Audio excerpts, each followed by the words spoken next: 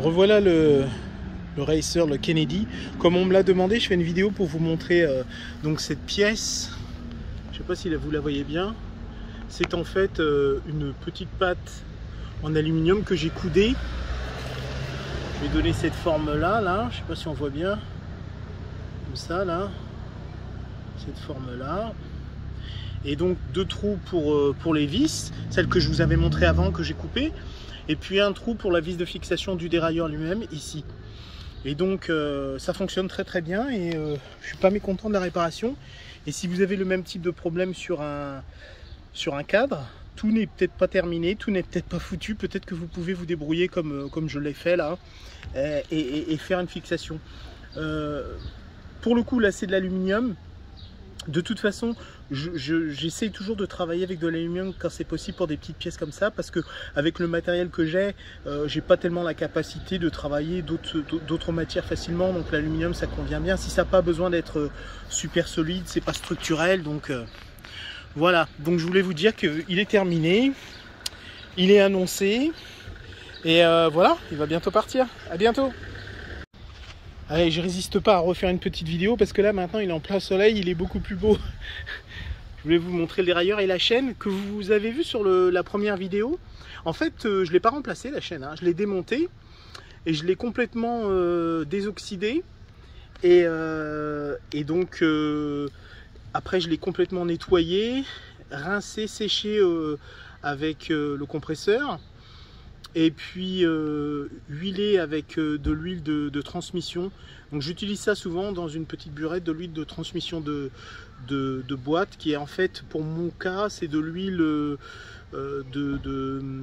cardan pour moto. Mais voilà, c'est pour vous donner une idée du type d'huile. En fait, c'est une huile de friction qui sert à justement améliorer la friction sur les pièces tournantes. Donc c'est parfait, ça correspond aux besoins pour un vélo. Et puis ça s'achète au litre pour pas cher par rapport à de l'huile spécifique pour vélo d'une petite burette qui coûte 2 fois le prix de mon litre pour ma moto. Ça c'est pas possible ça. Salut à tous, aujourd'hui c'est un vélo de ville, donc un vélo hybride équipé de roues de 700. Donc il est très sale, faut être honnête, il est très sale, mais en dessous de cette crasse il y a des bons composants et j'ai remarqué qu'il n'y avait pas de jeu dans le pédalier ni dans les roues, elles sont droites, les pneus sont des continentaux, ils ont l'air d'être encore à peu près corrects. Enfin, en tout cas, le pneu arrière est un continental, pas le pneu avant. La selle est absolument dégueulasse, mais c'est une Apollo de vélo de course qui est en bon état en dessous de cette crasse. Donc je vais la nettoyer, je vous montrerai à quoi ça ressemble après. Le guidon aussi, à vue des gens meilleurs, il n'y a plus de poignées, etc. Mais bon, j'ai des guidons et j'ai besoin de remplacer aussi les leviers de vitesse, les deux. Mais ça, j'ai du stock pour ce genre de pièces. Donc, grosso modo, ce sera un vélo sympathique une fois rénové. Salut les gars, encore un ou deux petits trucs que je voulais mentionner. Donc déjà, les poignées, je ne sais pas si vous avez récemment changé des poignées sur un vélo. Vous avez remarqué que maintenant, il y a des poignées comme celle-ci qui sont montées avec une bague qui a une vis de chaque côté là. Et qui grippe super bien. Donc moi je recommande de remplacer les poignées sur un vélo quand vous faites une rénovation. Pourquoi? Parce que en fait très simplement sur un vélo vous avez plusieurs points de contact, vous avez vos mains avec les poignets, la selle et les pédales. Et ces 3 points de contact, c'est vachement important qu'ils soient fonctionnel parfaitement et agréable aussi. C'est-à-dire que quand vous prenez le vélo en main et que vous avez une très bonne grippe, vous avez une bonne sensation sur le guidon, c'est déjà à moitié gagné. C'est déjà, ça donne confiance quoi en fait. Et on sent qu'on va pas attraper des cloques, que c'est agréable à tenir en main. Donc moi je recommande de faire ça, changer les poignées. Donc pas forcément des poignées comme celle-ci, mais je reconnais que celles-ci elles sont très agréables, elles sont abordables, je les achète sur internet. Donc les poignées, la selle, je fais aussi attention d'avoir ou une selle confortable si c'est un vélo qui va être un petit vélo de balade, c'est pas un vélo de course. Donc c'est quand même bien d'avoir une selle confortable, surtout si au final selon le type de personne qui va être utilisateur, il y a des gens qui reviennent au vélo qui n'ont pas fait de vélo depuis longtemps. Et il faut être honnête, ça fait mal aux fesses quand on revient au vélo quand on n'en a pas fait depuis un moment. Donc si on peut limiter la casse et avoir une selle confortable, c'est pas mal. Les pédales, vérifiez qu'elles ont toujours une grippe quand même suffisante quand vous allez poser le pied sur la pédale. Et moi je les nettoie et je les graisse. Ça m'arrive de les démonter et ça m'est déjà arrivé de les démonter et de remplacer le roulement, les billes dedans, mais je le fais plus parce que j'ai tellement de jeux de pédales d'avance que je m'embête pas avec ça, quoi. Donc voilà, un dernier petit truc que je voulais vous montrer pour nettoyer les vélos. J'ai essayé on va dire d'être raisonnable en consommation d'eau. Donc voilà ce que j'ai pris. Moi j'ai pris, vous connaissez ça, hein, c'est ce qu'on utilise dans les jardins, un pulvérisateur, mais on peut le mettre sous pression. Donc à l'intérieur je mets du produit de nettoyage avec de l'eau, je pompe. Bon, c'est juste pour une démo. Et j'appuie et voilà. Donc moi je trouve que c'est très pratique. Déjà ça utilise beaucoup moins d'eau et c'est fonctionnel. Et même le produit de nettoyage, vous utilisez que la quantité nécessaire au nettoyage. Donc je passe une couche comme ça. Ensuite je frotte un petit peu avec une brosse dans les recoins les plus sales. Et puis ensuite après je rince, quoi. Donc le pulvérisateur comme ça vaut que dalle. Enfin je sais pas ce que ça vaut en Europe, mais ici en Australie j'ai dû payer 20 $, 17 $ ou 20 $, quelque chose comme ça. Et voilà, ça va durer très longtemps. Et c'est vraiment une bonne pression, ça marche très bien. Voilà. Un autre point que je voulais évoquer, c'est là vous voyez cette chaîne elle est pas mal rouillée. Pour autant je pense qu'elle peut être encore utilisée. Donc je l'ai nettoyée pour voir si elle avait donc je l'ai nettoyée et j'ai comment dirais-je bougé maillon par maillon pour être certain qu'il ne soit pas complètement bloqué. Et donc là ça va. Ce que je vais faire là, je vais la démonter et je vais la mettre à tremper. Et je vous montrerai le résultat après, et après on en discutera comment on fait, avec quel produit, etc. Salut. Alors, frein avant à disque qui font un bruit de clébard au freinage. On a tous entendu ça, c'est une vraie prise de tête.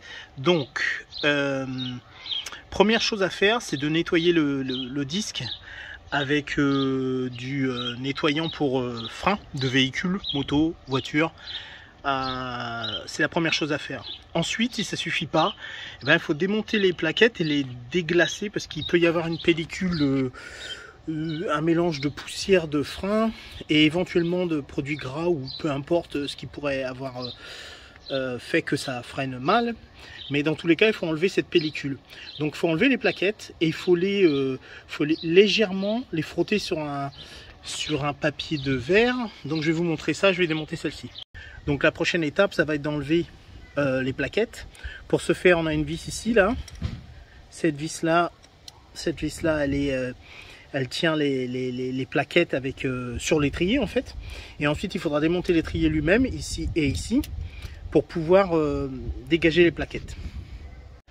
Alors, on va voir comment ça se présente. Quand vous démontez les pads, en fait, les plaquettes, hein, vous avez cette pièce en métal au milieu qui est une sorte de ressort, hein. Les pads ils vont comme ça et ça garde, c'est une sorte de garniture qui garde l'espace nécessaire pour le disque. Il y a le disque qui vient entre les deux ici en fait, hein, et les pads ils viennent pincer le disque pour freiner. Donc je vais les nettoyer et je vais les frotter sur du papier de verre pour enlever la petite couche de poussière gras dessus. Poussière grasse, pardon. Voilà, c'est remonté et nettoyé, donc nettoyé et remonté, pardon. Donc pour rappel, donc les plaquettes sont maintenues par cette vis qui passe donc à l'intérieur de l'œillet de la plaquette et qui passe aussi à l'intérieur de l'espèce d'anneau du ressort en fait, hein, de cette pièce métallique qui vient entre les plaquettes et qui fait office d'espèce de ressort, hein. Donc j'en ai profité pour nettoyer tout l'étrier de frein et le disque et voilà, on est bon quoi. Donc voilà, c'est pas très difficile à faire. Il faut faire attention au couple de serrage. Normalement, vous devez serrer à la clé dynamométrique.